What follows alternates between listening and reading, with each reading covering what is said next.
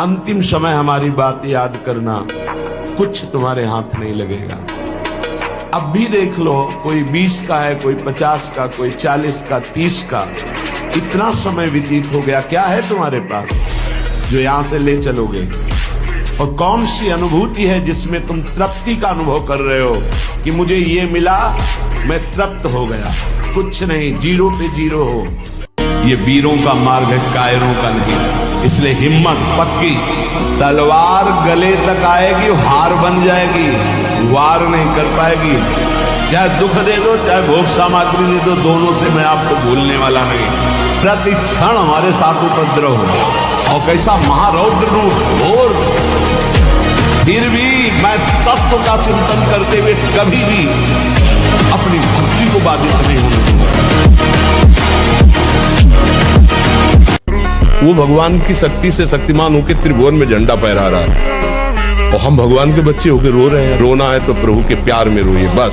ये आंसू केवल प्रभु के प्यार के लिए नहीं, हर परिस्थिति को सहने के लिए तैयार रहो। नहीं, 100 बार गिरेंगे फिर भी हम चढ़ाई करेंगे इस पर। इसका अभ्यास है हमको नष्ट करने का। तो आज से हम प्रण लेते हैं कि तू हमें कितनी बार गिराएगा। अविनाशी का बच्चा हूं, अविनाशी ही हूं। शरीर बदलते रहेंगे लेकिन हम तेरे को देख लेंगे। प्रशंसनीय वो है जो इस समय विकार से लड़ रहा है, हर विकार को रौंद रहा है, अपने हृदय की मलिनता को सामने रख रहा है। कौन है हृदय की मलिनता को रख रहा है? भगवान की असीम कृपा है उन उपासकों पर जो यौवन अवस्था को पवित्र करके चला रहे हैं। आप प्रभु के लिए इतनी जलन सह रहे हैं ना, बहुत कृपालु, देख रहे एक एक सेकंड का हिसाब।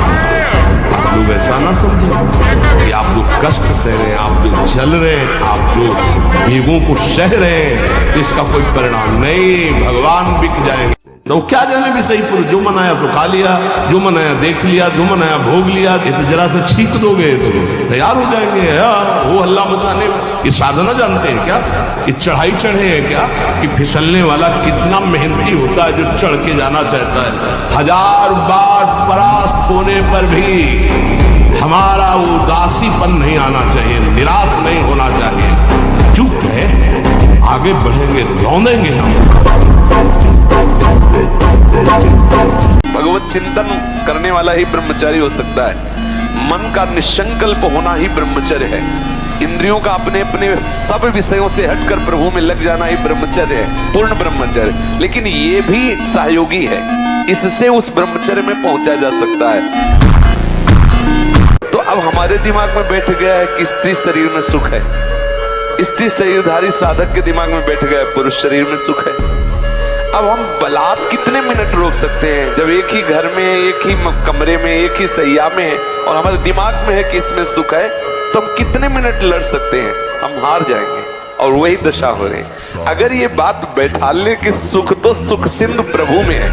हमारे जितने भी अंग हैं, जो प्रधान अंग हैं, इनको जब वो पहुंचेगा नहीं ना, तो ये सब देखो, गाड़ी में ना डालो पेट्रोल तो खराब हो जाएगी। और इसके बाद आप अच्छे अच्छे पदार्थ पाओगे तो लीवर में उतनी सामर्थ्य नहीं रहेगी, वो पचाना बंद कर देगा, आपकी बहुत हानि हो जाएगी।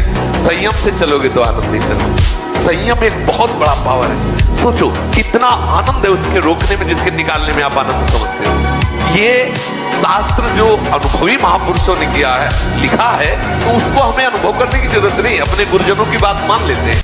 हनुमान जी महाराज ने फल खाए, गौ माता का दूध पिया, अपने ब्रह्मचर्य चरित्र के बल से बड़े बड़े राक्षसों को पटक किया। उन्होंने तो कोई अंडे मांस नहीं खाए, कोई डिब्बा नहीं खाई। तो ब्रह्मचर्य उतनी शक्ति है। और खुला हाथ ऐसे करके चैलेंज देता हो, जिसकी मां ने दूध पिलाया मेरे हाथ में, मानता हूं। वर्तमान को संभालिए, वर्तमान में नवीन चिंतन कीजिए, भगवान के नाम का चिंतन कीजिए। आगामी आपको क्रिया क्या करनी है, कौन सा कर्म करना है, वो कर्म धर्मयुक्त है, उन्नति देने वाला है, या अवनति अधर्मयुक्त है, ये चिंतन कीजिए। भगवान के नाम का चिंतन कीजिए। भूत का चिंतन क्या जी, नाम में प्रीति नहीं हो पाई इसका। जन्म में न, छोटे छोटे बालकों में इतना तेज था। एक छोटा बालक है, जाकर के बालकों ने बताया तुम्हारे पिता के गले में परीक्षित महाराज, चक्रवर्ती सम्राट राजा परीक्षित ने मरा हुआ सर्प डाल दिया। तो उनका ऐसा उसे चक्रवर्ती सम्राट होने का गर्व है। वो समझता है ऋषियों में अब ताकत नहीं रही। जल उठाया और कहा मैं श्राप देता हूं, आज के 7वें दिन तक्षक नाग आएगा और उस परीक्षित को काटेगा और वो मर जाएगा। बालक थे श्रृंगी ऋषि, कोई ऋषि नहीं काट सका उनके वाक्य को। वो आखिरकार 7वें दिन सांप आया और काटा और महाराज का शरीर छूटा।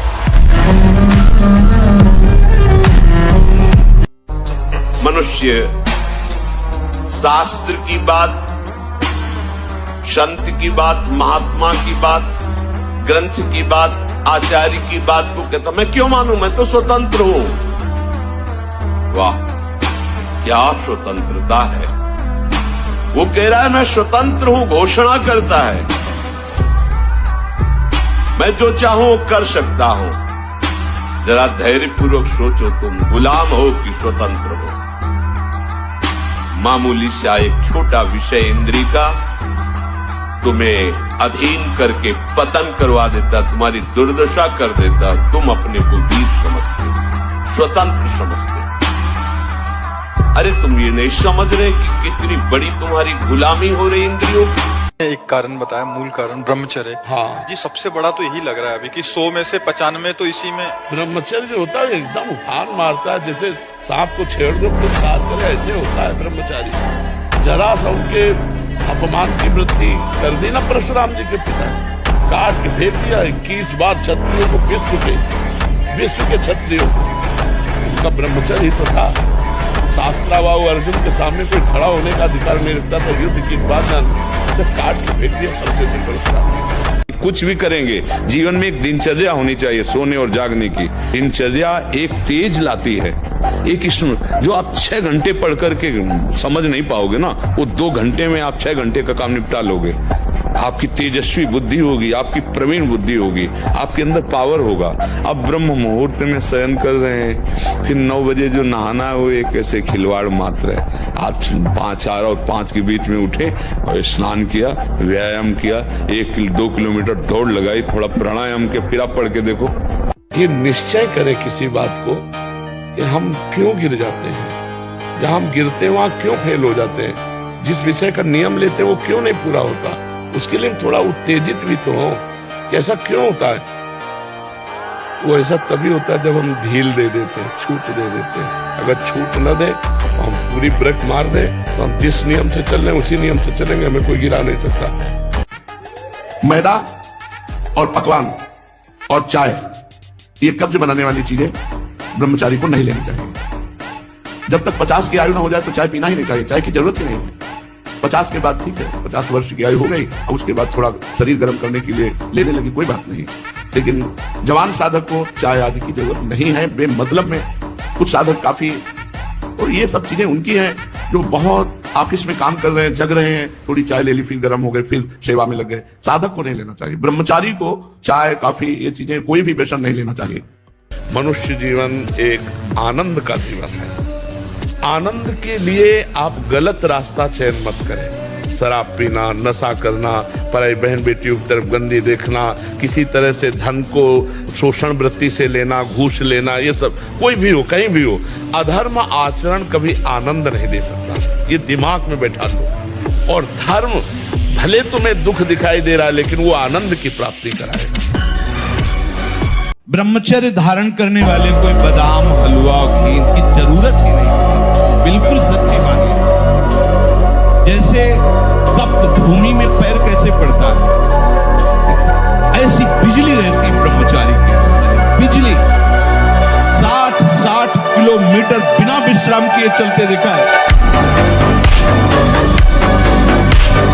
और हम गलती क्या करते हैं, इसी मनीराम के बहकावे में गलियों में भटकते रहते हैं। विषय चिंतन और विषय आश्रय, ये शरीर भी एक नगर है, ये 9 द्वारों वाला एक नगर है। हम इसी में भटकते रहते हैं। संकल्पपुर में, देहपुर में रहते हैं हम। संकल्पपुर में रहते हैं, देहपुर में रहते हैं, इसी में विचरण करते हैं। पकड़ो, अगर विषय का नाश करके सच्चिदानंद रस में स्थित होना है तो जो ही कोई विषय आएगा तो सबसे पहले वो आश्रय प्रकट करेगा।